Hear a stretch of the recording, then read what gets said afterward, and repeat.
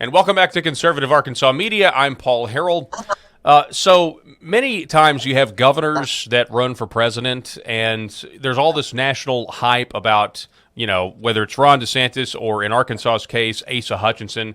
He's now running for governor. He thinks he has a prayer of sniffing the White House. And a lot of times people get questions. If you're from the respective state where a governor is running, people want to ask about maybe what is really a little-known record.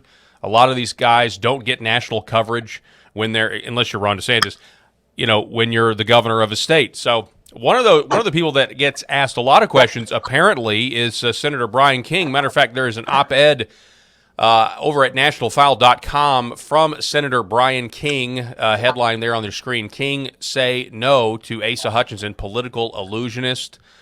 It's a really good piece up at National File right now. You can check it out, nationalfile.com. Senator King writes, I'm often asked about our former governor by people who aren't familiar with him, and I tell them to find out about his true record and not the political illusion he campaigns on. Senator Bryan King joins us now. Senator King, good to see you again. Hey, good to see you, Paul. All right, so just obviously I know that out of anybody in Arkansas politics, you probably know Asa Hutchinson's record better than anybody. And so you wanted to write this op-ed. Why?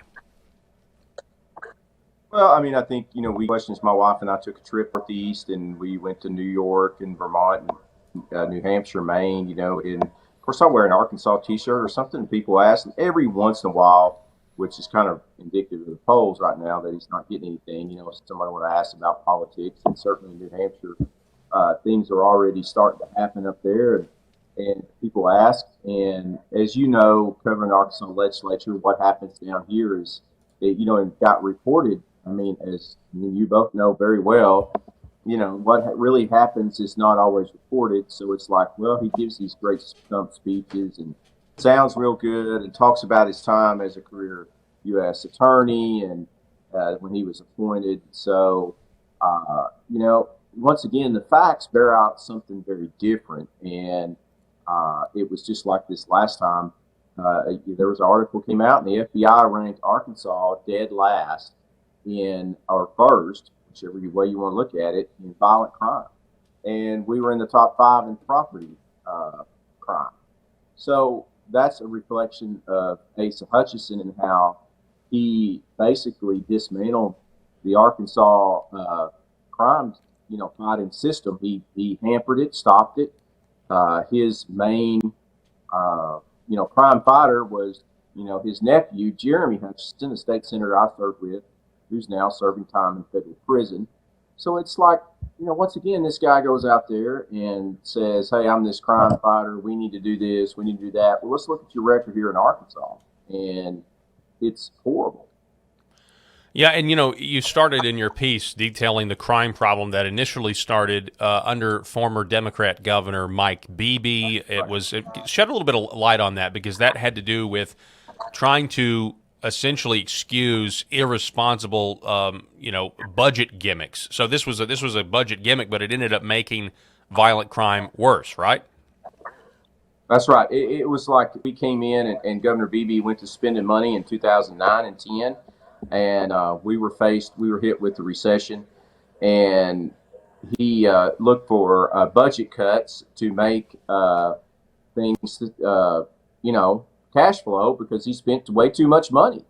And he, far more or less, I will give him credit, than what Republicans like Asa Hutchinson did when he got in office. But so they came up with a bill, and as I tell people all the time, the better title of a bill sounds, the worse it is. And this was in 2011, the Public Protection Act, which basically was a budget crunch and trying to let people out of jail early and title it something different. So some of us that voted against it, were called mean. We were actually called, the typical things of the name calling starts in. And so that started it. And then when Governor Hutchinson took over in 2014, he turned over all his current, crime reform, get tough on crime, to his nephew and others, his other nephew, Jim Hendren, who was in the state Senate too, and others in the Arkansas legislature.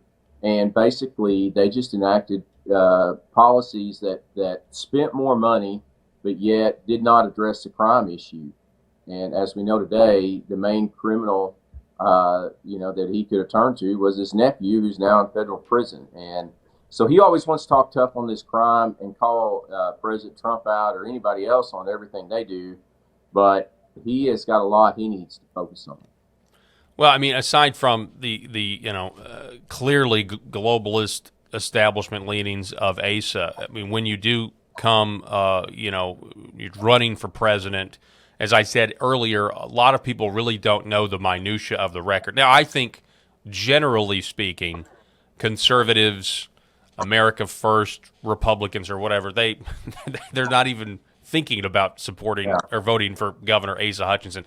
But it is interesting that he is essentially a pawn on this chessboard where all these candidates are running. Nikki Haley, Hutchinson, Vivek Ramaswamy, all of these candidates, and there are more.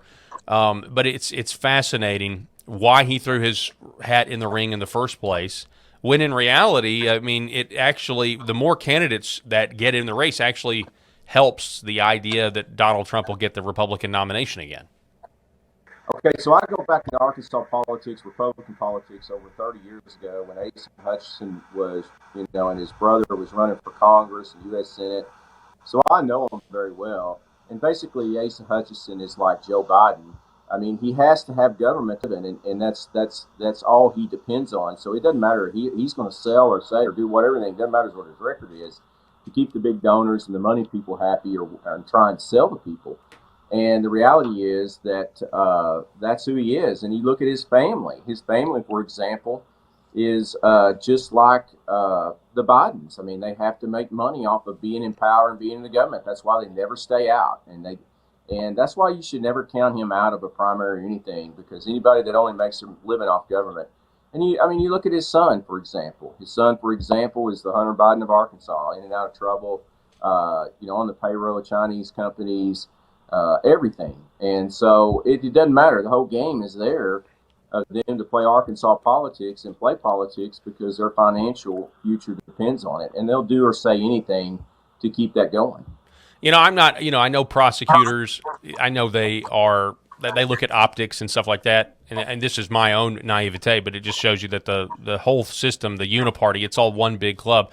In my, delusions of grandeur, you can think, well, if the DOJ were to go after Biden and his son, a Democrat, they could also go after Asa and his son for maybe on a smaller scale, but essentially the same thing as we've detailed here and other places. And then it would look bipartisan, but they don't care about that stuff. I mean, if you're an asset, if you're in the club, then they're going to turn a blind eye to it every single time, and it should be illegal. The idea that you can make the sons and family members of American politicians rich, that foreign countries can do this, should be illegal. Because it's just a way to enrich the politician, really just through the back door. Yeah, you're right. I mean, down here in Arkansas, me and, former, Senator Linda Collins were the only two that would really step out and be vocal.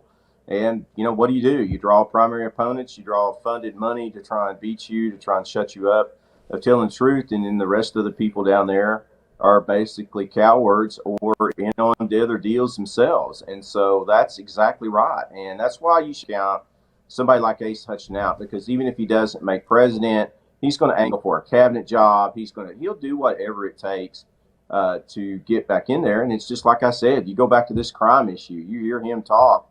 He was a former U.S. attorney. He's going to be tough on crime. No, he let thousands of hardened criminals out early and refused, knocked down and defeated measures that would have been tough on crime.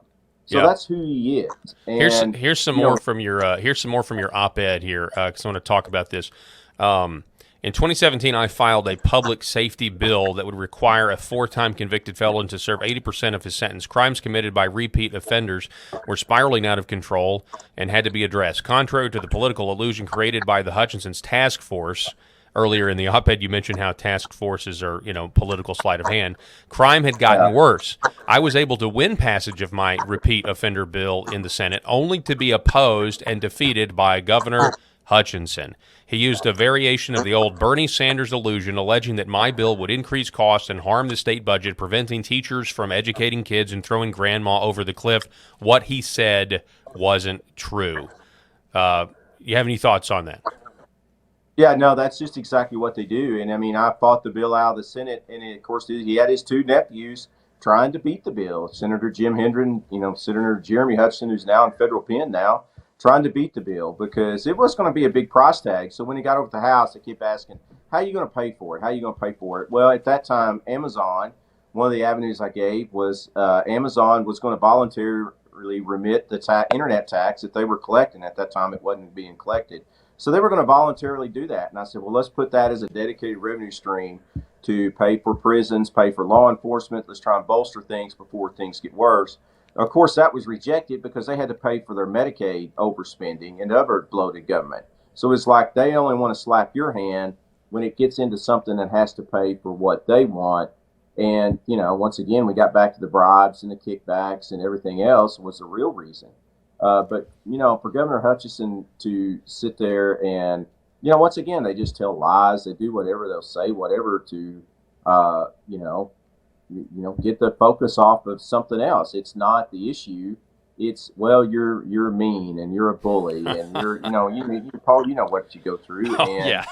You're going to wreck the state budget. You're going to do all these other things when in reality, they're the ones wrecking state budget and they have to have the money. And they Asa Hutchinson did nothing less than let hardened criminals out of prison, him and both his nephews.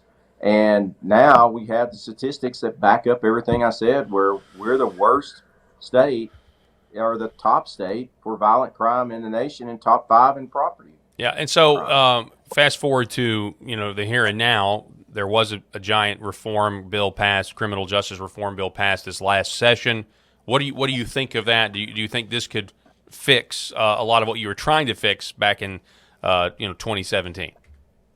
We're so far underwater now, even this measure, and understand now with the cost of everything going up, we would have saved hundreds of millions of dollars had you went with my plan, which would not have raised taxes because Amazon was voluntarily remitting that tax anyway.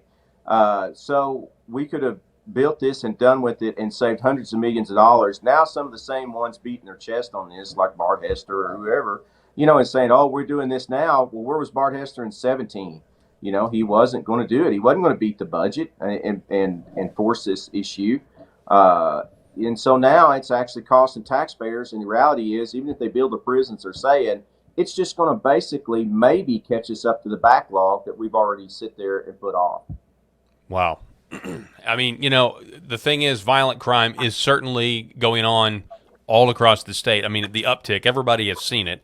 Everybody's noticed it. Local news, media reports, it's happening everywhere. It's worse in some places than others, but it's still noticeable. And if the government has any responsibility at all, it's to make sure that violent criminals go to jail. I mean, it's the one thing that if you're going to spend taxpayer money on, you should spend taxpayer money on, in my opinion. And right. I know there are different ways to do that. What say you? Yeah, I mean, you have this was about repeated violent offenders trying to lock them up, and they had to commit 4 offenses before they served 80% of their sentence. So it wasn't like you were being hard on them the first time.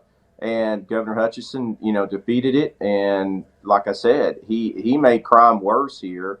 And for him to go out and talk, and, his nephews, too, were right in there on it. Senator Hendren, Senator Jeremy Hutchinson, they were right in there in the whole thing. Sitting there beating it, while at the same time they're misleading people on what the real problem is and to hide their own wrecking of the budget. Well, and you're right, that tax dollars should lock up repeated violent offenders, and they just didn't do it. They would fight it. Well, just to repeat, you mentioned several times that one of the governor's nephews, former Senator Jeremy Hutchinson, is now in jail. I just want to hear it from you. What's he in jail for, Bryan? He was in jail for bribery back to Medicaid entities, passing bills and taking bribes and kickbacks at that time. And, and so you look at the governor's son, he has been repeatedly in trouble. I mean, he's the Hunter Biden of Arkansas. I mean, that's what he is. And so, but he's sure been able to influence state government and policy in state government through his father and through legislators that are still in today. Yeah. I mean, that's quite frankly how they make a living. I mean, Hunter Biden can't make a living on his own, and neither can the Hutchinsons. And that's why they have to weave in and out of government. They'll lie about you. They'll do, say, whatever, because this is their lifeblood and they have to have it. And so everybody says, well, Governor Hutchinson's not polling well. He doesn't have a chance. Well, he's going to have a chance at something because he's going to keep going. Yeah, I mean, Senator Jeremy Hutchinson was essentially passing the bills that outside forces and interests wanted him to pass by taking money, by getting paid extra. That's it. It's like a classic textbook thing of what you're not supposed to do, what is clearly illegal. Let me get your take on this. Since all of that's gone down, I mean, during the last 8 years of the Hutchinson administration, a lot of corruption in Medicaid with the kickbacks. It all was exposed. People were held accountable. People went to jail. A lot of the stuff that I was saying and you were saying, we're screaming from the rooftops, hey, there's all this corruption, and it was ignored. It was ignored by the mainstream media here in Arkansas. Has it changed anything? Has it changed how the legislature does business now that all the corruption, or a lot of the corruption, maybe not all of it, was exposed? The only thing that's changed, or really a lot of it, has been how it's getting done. They're getting smarter about it, and the big interest and special interest. And there's an issue. I hope that you have me on talking about crypto mining here that's come here in Arkansas in a late session bill that was passed. And so there's been a lot of things have changed, and a lot of things remain the same. Now we still have today, we have a 2-year ban on lobbying, that legislators can't lobby once they leave. Well, now when they leave, guess what they call themselves, Paul? A consultant. I mean, it's just that, and no one will speak up or say anything. And it's sad. Thomas Jefferson warned us about corruption and how, corruption will destroy, and that is what is happening. And hopefully people will wake up and start paying attention.